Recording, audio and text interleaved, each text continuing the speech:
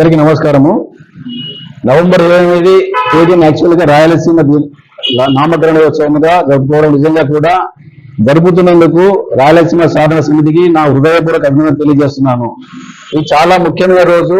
చాలా మందికి ఈ విషయం తెలియదు. యాక్చువల్గా రాయలసీమకు ఆ విధంగా నామకరణం ఏ విధంగా జరిగింది, ఇది కేవలం ఏదో రాయలు వెళ్ళిన ప్రాంతం కాబట్టి దాన్ని ఆ విధంగా జరుగుతుంది అనుకుంటున్నారు. కానీ దీని బ్యాక్గ్రౌండ్ చాలా మంది తెలియకపోవడం వల్ల ఈ రోజు మన ఈ రాయలసీమ సాధన సమితి వాళ్ళు ఈ కార్యక్రమాన్ని అందరికీ అవగాహన కల్పించడము, చైతన్యపరచడము, దాని చరిత్ర ఏంటి, ఏ విధంగా జరిగింది అనేటువంటి విషయాలు తెలియజేయడానికి ఈ యొక్క సభను ఏర్పాటు చేసినందుకు నిజంగా కూడా నా హృదయపూర్వక అభినందనలు తెలియజేస్తూ ఉన్నాను. ముఖ్యంగా ఏంటంటే అందరికీ తెలుసు, యాక్చువల్గా ఈ 1792 వరకు వివిధ రకాల రాజులు పాలించారు ఈ ప్రాంతాన్ని. అంటే కర్నూలు, అనంతపురము, బళ్ళారి, కడప, ఈ ప్రాంతాన్ని యాక్చువల్గా చాలా రాయలు యాక్చువల్గా పరిపాలించారు. విజయనగర రాజుల పతనము తర్వాత వివిధ రకాల రాజులు పాలించారు. 1792 వరకు ఈ విధంగా జరిగింది. 1792లో 3వ మైసూరు యుద్ధం తర్వాత ఒక ఒప్పందం ప్రకారము ఈ యొక్క ప్రాంతాన్ని నిజాం ప్రభుకు ఇవ్వడం జరిగింది. నిజాం రాజుల పాలనకు వచ్చేసింది. నిజాం పరిపాలనల తర్వాత కూడా 1800 వరకు ఆయన పరిపాలించాడు. తర్వాత ఆయన మీద దాడులు జరిగాయి. టిప్పు సుల్తాన్ అయితేనేమి, అలాగే మరాఠాలు అయితేనేమి దాడులు జరగడం వల్ల దాన్ని తప్పించుకోవడానికి, దాన్ని విజయం సాధించడానికి బ్రిటిష్ వాళ్ళ సాయం కోరాడు ఆయన. బ్రిటిష్ వాళ్ళకి అప్పుడు ఏంటంటే ఒక ఒప్పందాలు ఉండేవి, సైన్య సహకార పద్ధతి అనేటువంటి ఒక ఒప్పందం ఉండేది. దాని ప్రకారం అంటే వాళ్ళ సైన్యం పంపించేవాళ్ళు ఎవరైనా కోరితే దానికి ప్రతిఫలంగా ఒక ప్రాంతం కానీ డబ్బులు కానీ ఏదో వసూలు చేసేవాళ్ళు. ఆ విధంగా నిజాం ప్రభుత్వానికి తోడ్పడినందుకు నిజాం ప్రభు ఏం చేశాడు, ఈ యొక్క ప్రాంతాన్ని వాళ్లకు సీడ్ చేశారు. అప్పుడు యాక్చువల్ ఇంగ్లీష్ లో సీడ్ అంటారు, వాళ్ళకి ఇచ్చేశారు, ఆయన దత్తత చేశాడు. అప్పటి నుంచి అంటే బ్రిటిష్ వాళ్ళకి ఇచ్చారు. బ్రిటిష్ వాళ్ళు ఏం చేశారు, దాన్ని మద్రాస్ ప్రాంతంలో, అప్పుడు మద్రాస్ రాష్ట్రం ఉండేది, ఆ మద్రాస్ రాష్ట్రంలో కలిపారు. దాన్ని అప్పటి నుంచి సీడెడ్ డిస్ట్రిక్ట్స్ గా, తెలుగులో అయితే దత్త మండలంగా చెప్పేవాళ్ళు. ఆ టైంలోనే యాక్చువల్గా మద్రాస్ రాష్ట్రంలో తెలుగు వాళ్లకు, తమిళులకు చాలా ఇది వివక్ష జరిగేది. తమిళులు వివక్ష చూపించేవాళ్ళు. విద్యావకాశాల్లో కానీ, ఉపాధ్యాయ అవకాశాల్లో కానీ, మిగతా అన్ని విషయాల్లో కూడా తెలుగు వాళ్ళను ఒక సెకండ్ రేటెడ్ సిటిజన్ గా భావించేవాళ్ళు.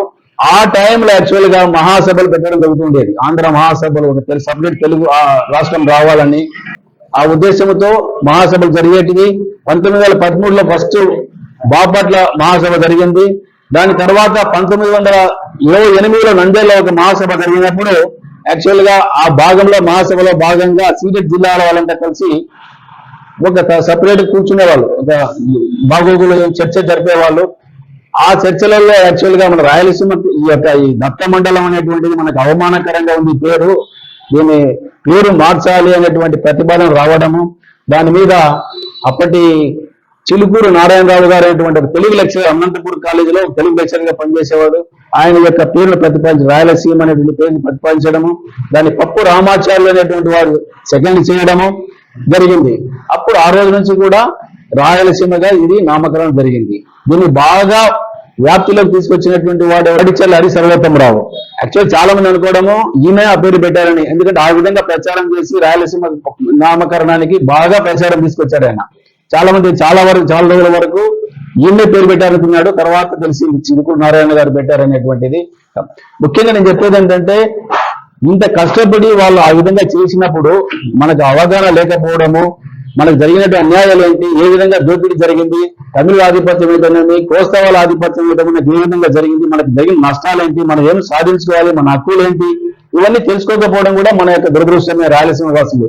కాబట్టి ఇవన్నీ అవగాహన కల్పించి చైతన్యపరచడానికి మన దశరథ రామరెడ్డి గారు రాయలసీమ సాధన సమితి తరపున ఇటువంటి కార్యక్రమాలు నిర్వహిస్తున్నందుకు నిజంగా కూడా, ఎందుకంటే కనుమరుగైపోయి ఉండేది ఈ చరిత్ర కూడా, రాయలసీమ చరిత్ర కూడా ఇదివరకు కనుమరుగైపోయి ఉండేది.